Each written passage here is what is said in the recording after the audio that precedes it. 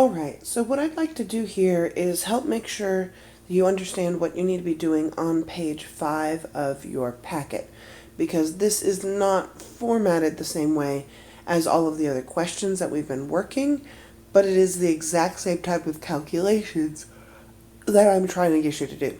So let me explain what's going on here.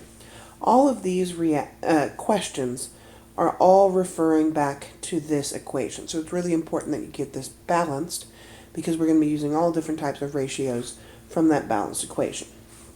And then, like it says below, each row, or I guess at the top of the page, each row is its own separate problem. So all of these numbers that you see filled into the table are each just one different number on each separate row. That's your given for that row, for that specific problem. That's what you've got. And it's going to be your job to fill in the corresponding numbers in the rest of that row using your mole ratios and molar masses for these substances. So in row number 1, you should use this as your given in order to fill in everything else. What I want to point out, which you've probably noticed, is that each substance in the chemical reaction has 2 columns in each row, a grams column and a moles column.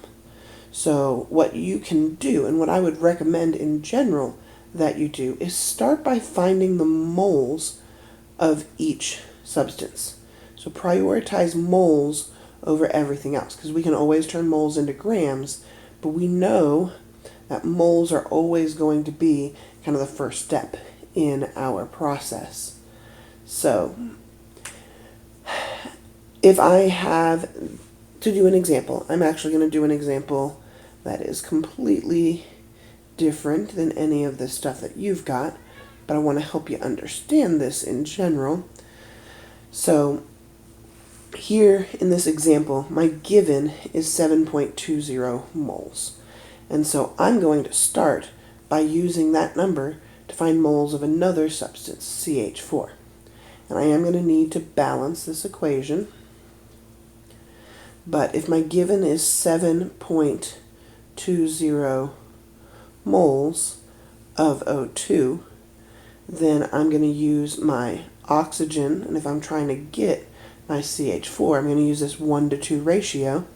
So I'm going to put my 2 moles of oxygen on bottom, 1 mole CH4 on top, just doing my dimensional analysis here, and that's going to get me 3.60 moles CH4. And I kind of shortened down this table in order to make this kind of just a single row example, but you'll notice on your page with the real work that you need to be doing, you need to show your work down below and label it accordingly. So if you're working row A, I might label that A. Since I'm working the example, I'm going to label this example. You don't have to do much more than that, because I can figure out that you're going from moles of oxygen to moles of CH4 based on the work you show. But at this point, I can just fill in my final answer to this space of 3.60 moles. Like I said, I prioritize moles over everything else, so I'm not going to go for grams of O2 or grams of CH4 yet. The next thing I'm going to do is take that same given, because that's the given for this row, and instead of turning our moles of oxygen into moles of CH4, now I'm going to focus on this ratio between our oxygen and our CO2 to fill in our moles of CO2, which means I'm still using a 2-to-1 ratio here. That's one of the reasons why we're having you do problems like this, so you can see overall all of these ratios for each of our problems in this reaction. So because it's the same ratio, that's going to end up being the same answer. And then finally, the next moles that I would do would be to turn those 7.20 moles of oxygen into our moles of water, which means now I'm going to be doing a 2-to-2 ratio So 2 moles oxygen makes 2 moles water. I'm running out of space here. I might have to squeeze this in a little better. But I'm writing big so that you can understand what I'm doing. You can use this space. If you run out of space on this page to show your work, go grab a piece of notebook paper, use that.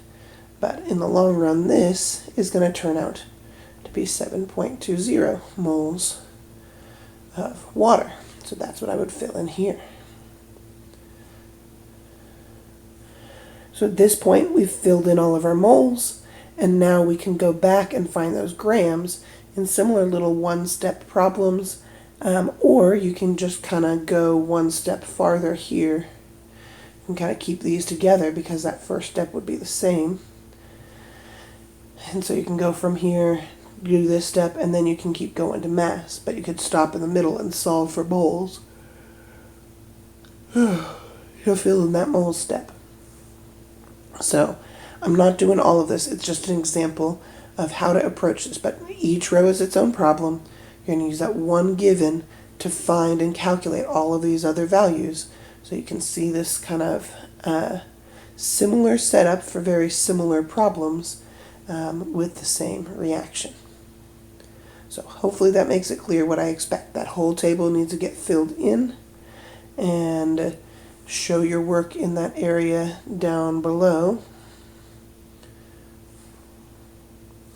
in order to defend your answer. So there's going to be a decent amount of calculations that you're doing here to fill this in, but you can check your answers with my answers in order to make sure that you're on the right track.